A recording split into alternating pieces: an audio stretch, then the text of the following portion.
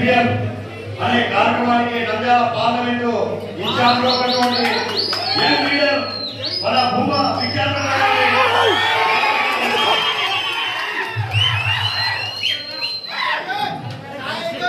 వేదిక మీద ఉన్న పెద్దలకి లక్ష్మణ్ రెడ్డి గారికి మరి గౌరవ్ రెడ్డి గారికి మరియు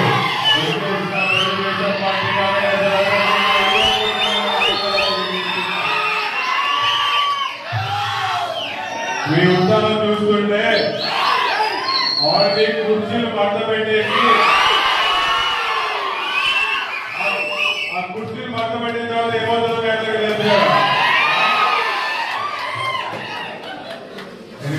ఈ రోజు చాలా ఆనందంగా ఉంది. నందికోటకి వచ్చి ఇక్కడ యువకులందరినీ కలుసుకొని ఈ రోజు my first vote for CBN అనే కార్యక్రమంతో మీ అందరితో మాట్లాడడానికి చాలా ఆనందంగా ఉంది.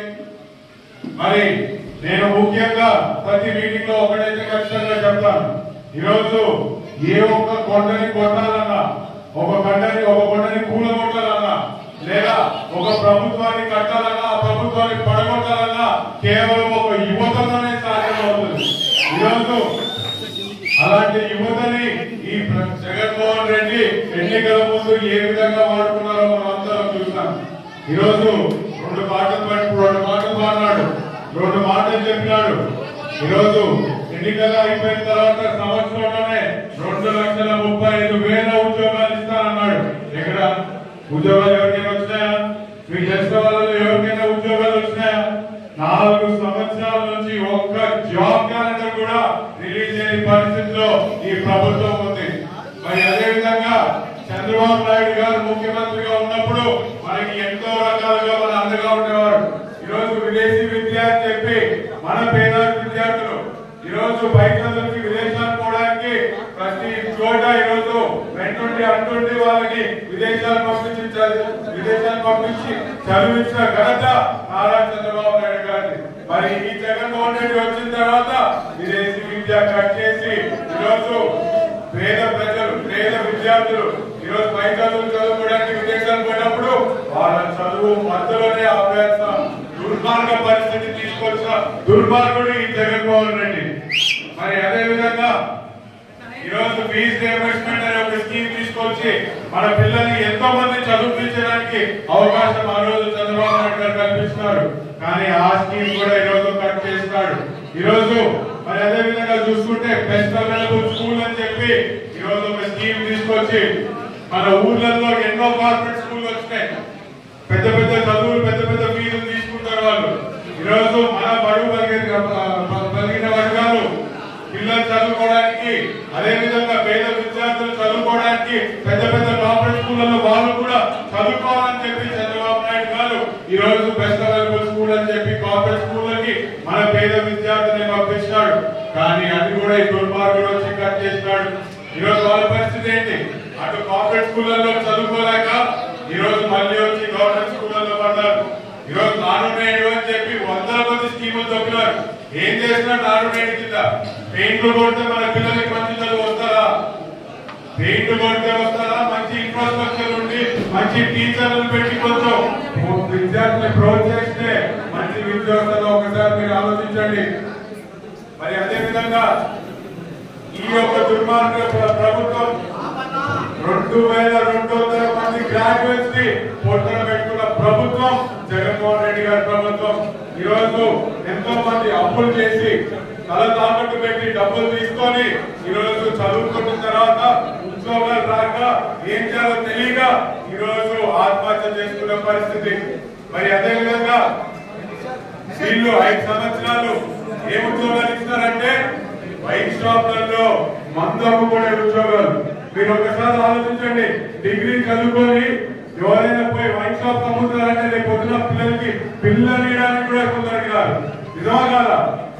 డిగ్రీ చదువుకున్న పిల్లలు ఎంతమంది ఉన్నారు? మందు అమ్ముతారా మీరు? వైన్ షాప్లలో పోయి మందు అమ్మడానికి సిద్ధంగా ఉన్నారా మీరు? మరి ఈ రోజు ఉద్యోగాలు అంటే వైన్ షాప్. డిగ్రీ చదువుకున్న పిల్లలకి 5,000 రూపాయల వాలంటీర్ ఉద్యోగాలు ఇచ్చి అదిగో ఉద్యోగాలు ఇచ్చేస్తామని ఈరోజు భుజాలు తగ్గుకుంటున్నారు. సిగ్గుండాలి ప్రభుత్వానికి. మళ్ళీ గుర్తు పెట్టుకోండి, వచ్చేది తెలుగుదేశం పార్టీ ప్రభుత్వం.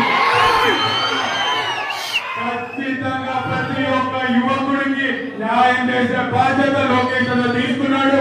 ఈ రోజు యువగలం అని చెప్పి సపరేట్ గా యువకులకే ఈ రోజు మనకు ఒక స్కీమ్ అనౌన్స్ చేయడం జరిగింది. 20 లక్షల ఉద్యోగాలు మీరు అందరూ గుర్తుపెట్టుకోవాలి. 20 లక్షల ఉద్యోగాలు 5 సంవత్సరాల్లో మనకి కలిగిస్తారు. అదే విధంగా ఉద్యోగాలు రాకపోయినా కొద్దిగా లేట్ అయినా కూడా వాళ్ళకి నిరుద్యోగం కింద 3,000 రూపాయలు ప్రతి నెలకి ఇవ్వడం జరుగుతుంది. అదే విధంగా మరి ఎంతో మంది డిగ్రీ చదువుకొని సొంత వ్యాపారం సొంత కాళ్ళ మీద నిలబడుకోవాలనుకున్న యువకులు ఈ రోజు చాలా మంది ఉన్నారు. ఈ రోజు తెలంగాణలో పక్క రాష్ట్రంలో చూస్తే టీ హబ్ అని చెప్పి ఈ రోజు యంగ్ స్టార్ట్అప్స్ ని ఎంతో ఎంకరేజ్ చేస్తున్నారు. కానీ మన ప్రభుత్వం అదేం లేదు. పైన బటన్ వచ్చి డబ్బులు ఇద్దామా, కింద బటన్ వచ్చి డబ్బులు తీసుకుందామని మాత్రమే చేస్తుంటారు. మరి మీ నందికొట్కూరులో కథలు చెప్పేవాళ్ళు బాగా ఫేమస్ అంటారు.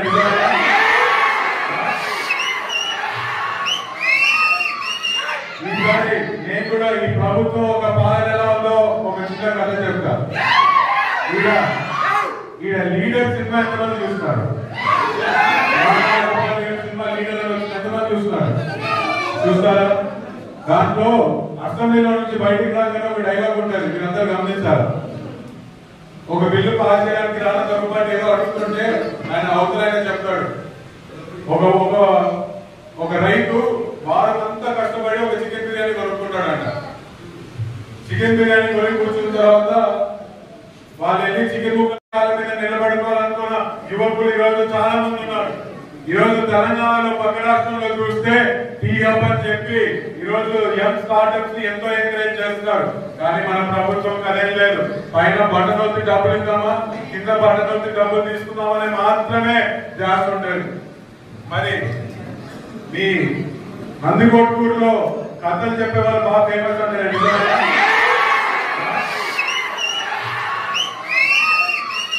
ఈసారి నేను కూడా ఈ ప్రభుత్వం ఒక పాలన ఎలా ఉందో ఒక చిన్న కథ చెప్తాను. ఈడ లీడర్ సినిమా ఎంతమంది చూస్తున్నారు? సినిమా లీడర్ ఎంతమంది చూస్తారా? దాంట్లో అసెంబ్లీలో నుంచి బయటికి రాగానే ఒక డైలాగ్ ఉంటుంది, మీరందరూ గమనించారు. ఒక బిల్లు పాస్ చేయడానికి రాష్ట్ర ప్రభుత్వం ఏదో అడుగుతుంటే ఆయన అవసరాన్ని చెప్తాడు. ఒక రైతు వారం అంతా కష్టపడి ఒక చికెన్ బిర్యానీ కొనుక్కుంటాడంట. చికెన్ బిర్యానీ కొని కూర్చున్న తర్వాత వాళ్ళు వెళ్ళి చికెన్ ముక్కలు లాక్కుంటారు. ఏం చేస్తాడు? అన్నం పప్పు కలుపుకొని తింటాడు. అది లాక్కుంటాడు. నెక్స్ట్ సర్లే ఏం చేయలేక ఏదో అన్నంతో ఉండి అన్నం తింటామంటే అన్నం లాక్కుంటాడు. వాడు అన్నం లాక్కున్న తర్వాత కంగారుగా ఇటువంటి చూస్తే అప్పుడు రైస్ ఫ్రీ అని ఒక స్కీమ్ అనౌన్స్ చేస్తాడు. అని ఒక డైలాగ్ అందరికీ గుర్తుందా? ఈ ప్రభుత్వం చేసేది కూడా ఎగ్జాక్ట్లీ అంతే. ఈరోజు మీ చేతుల నుంచి మీ చదువులు లాక్కున్నాడు, మీకు ఉద్యోగాలు రాకుండా మీకు భవిష్యత్తులు లాక్కున్నాడు. ఈ రోజు యువత కోసం ఏం చేస్తారంటే పేదరికంలో నెట్టబడి ఈ రోజు మీకు నెలకి ఈ రోజు 1000-2000 ఇచ్చి మీరు తీసుకోండి దీంట్లోనే బతకాలని అంటున్నాడు. రేపొద్దున ఇదే ప్రభుత్వం దివాలా తీస్తే నీతో పాటు నీ కుటుంబం నీ భవిష్యత్తు కూడా రోడ్డు మీద పడే పరిస్థితిలో ఈ రోజు జగన్మోహన్ రెడ్డి మీ అందరినీ పెట్టాడు. దీని గురించి మాట్లాడడానికి ఆ పార్టీలో ఏ ఒక్క యువకుడు లేడు, రాష్ట్రంలో ఏ ఒక్క యువకుడు లేడు, ఒక్క నారా లోకేష్ తప్ప. ఈరోజు వాళ్ళు చట్టం పట్టుబెట్టే లోకేషన్ కుర్చీ మట్టుబెట్టి వీళ్ళ పరిస్థితి ఏంటో ఒకసారి వీళ్ళు ఆలోచించాలి. మరి అదే విధంగా ఈరోజు యువతకి ఏం న్యాయం చేస్తాడో పక్కన పెడితే ఈరోజు యువతకి గంజాయి.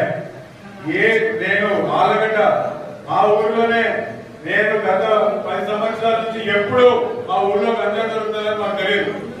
ఈ ప్రభుత్వం వచ్చిన తర్వాత ఎంతో మంది టీచర్లు ఈరోజు ఎంతో మంది పేరెంట్స్ ఈరోజు మా దగ్గరకు వచ్చి ఈ షాపుల్లో గంజాయి కొడుతున్నారన్నా 10th క్లాస్ పిల్లలు అని చెప్పి కంప్లైంట్ చేసే పరిస్థితిలో ఈరోజు మన రాష్ట్రం వచ్చింది. మరి యువతని మత్తులోకి ఈరోజు లాగి ఈరోజు వాళ్ళకు ఒక భవిష్యత్ అనేది లేకుండా చేస్తున్నాడు ఈ జగన్మోహన్ రెడ్డి. మరి మీరందరూ గుర్తుపెట్టుకోండి, మీరందరూ వేసే ఫస్ట్ ఓటు ఇది. మీ ఫస్ట్ ఓటు ఎప్పటికీ వృధా కాకూడదు. మీరు వేసే ఫస్ట్ ఓటు ఎప్పటికైనా మీరు గుర్తు పెట్టుకునేటట్టు ఒక ఓటు వేయాలి. ఈరోజు మన ఫస్ట్ ఓటు ఒక మంచి యువతకి మంచి చేసి ఒక ప్రభుత్వానికి వేద్దాం. మన ఫస్ట్ ఓటు ఈరోజు రైతన్నని బాగు చేసి ఒక ప్రభుత్వానికి వేద్దాం. మన ఫస్ట్ ఓటు ఒక విజనరీ ఆంధ్రప్రదేశ్ వేద్దాం.